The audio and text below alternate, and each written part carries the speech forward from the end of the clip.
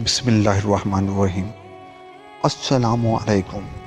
ایک بزرگ کہتے ہیں کہ میں نے 1 سال حج کیا اور اس سال سخت گرمی تھی، لو چلتی تھی۔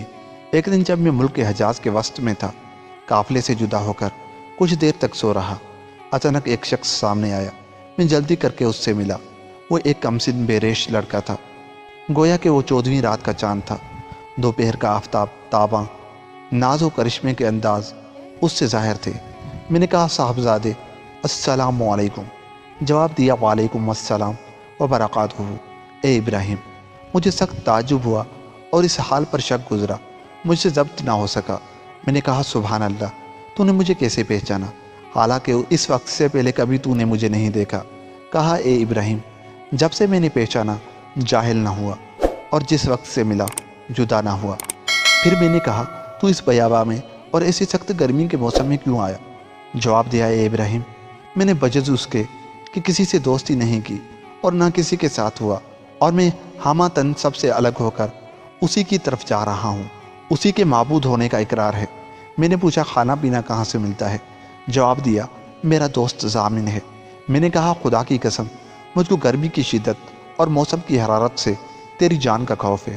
اس نے جواب دیا اور آنکھوں اور رخساروں سے موتیوں کی لڑیاں بہائیں اور چند اشار پڑھے جن کا مطلب یہ ہے، اے شخص تو مجھے راہ سختی کے سفر سے ڈراتا ہے، حالانکہ میں تو اپنے دوست کے پاس جا رہا ہوں۔ محبت کھٹکے میں ڈالتی ہے اور شوق ابھارے ہوئے لیے جاتا ہے۔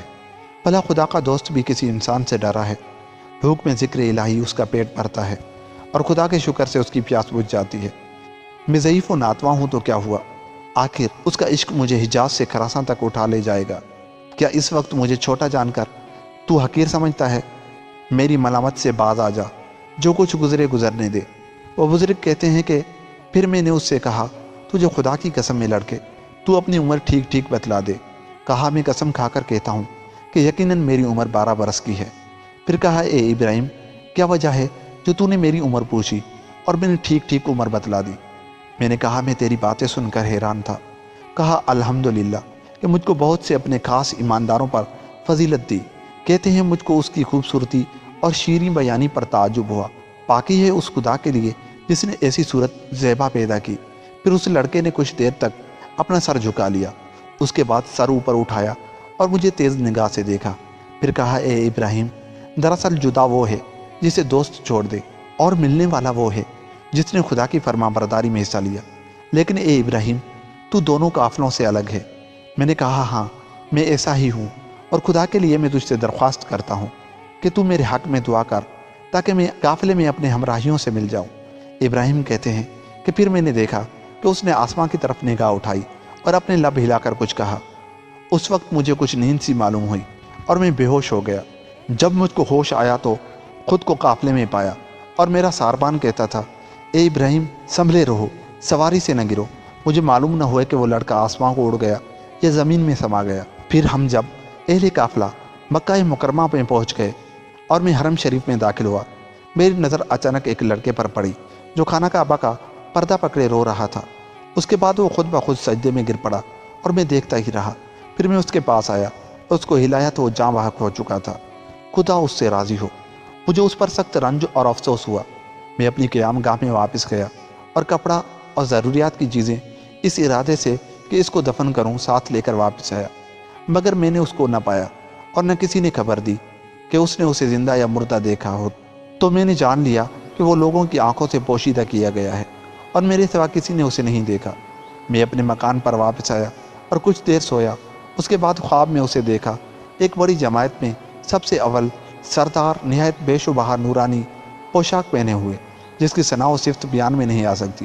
میں نے اس سے پوچھا کہ تو ہمارا دوست نہیں؟ کہا ہاں۔ پھر میں نے کہا کہ تو مرا نہیں؟ کہا ہاں، یہ درست ہے۔ میں نے کہا خدا کی قسم، تجھ کو دفن کرنے کے لیے میں نے بہت تلاش کیا اور چاہا کہ تیرے جنازے کی نماز پڑھوں۔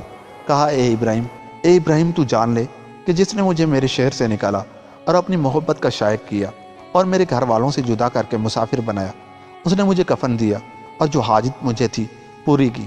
میں نے کہا خدائے کریم نے تیرے ساتھ کیا معاملہ کیا؟ کہا مجھے اپنے روبرو کھڑا کیا اور فرمایا تیری کیا مراد ہے؟ میں نے عرض کیا خداوند تو ہی میری مراد اور آرزو ہے۔ پھر فرمایا تو میرا سچا بندہ ہے اور تیرے لیے میرے پاس یہ ہے کہ جو کچھ تو چاہے تجھ سے نہ چھپاؤں۔ پھر میں نے عرض کیا، میں چاہتا ہوں کہ جس زمانے میں میں ہوں ان لوگوں کے حق میں میری سفارش قبول فرما۔ حکم ہوا، میں نے سفارش منظور کی۔ حضرت ابراہیم رحمۃ اللہ علیہ فرماتے ہیں، پھر اس لڑکے نے مجھ سے عالم خواب میں مصافحہ کیا۔ اس کے بعد میں جاگ اٹھا۔ صبح کو اٹھ کر جو کچھ میرے ذمہ ارکان حج واجب تھے، مگر میرے دل کو کسی طرح قرار نہ تھا۔ اس لڑکے کی یاد اور غم افسوس ہر وقت تھا۔ پھر میں تمام حاجیوں کے ہمراہ واپس ہوا۔ راستہ کے دوران ہر شخص یہی کہتا تھا، اے ابراہیم، تیرے ہاتھ کی خوشبو سے سب لوگ حیران ہیں۔ راوی کہتا ہے کہ حضرت ابراہیم کے ہاتھوں سے وہ خوشبو ان کی زندگی بھر آتی رہی۔ حاصل اندازہ کیجئے کہ اہل اللہ لوگوں کی کیسی عظیم شان ہوتی ہے۔ سچ ہے، اللہ ہی کی محبت کام آئے گی۔ ذہن نصیب جسے اللہ کی محبت مل گئی۔ اللہ تعالیٰ اپنے فضل سے ہمیں اپنی محبت عطا فرمائے، آمین یا رب العالمین۔ دوستو، ملتے ہیں کسی اور ویڈیو کے ساتھ۔ اگر ہماری ویڈیو آپ کو اچھی لگی تو ہمارے چینل کو سبسکرائب کر لیں۔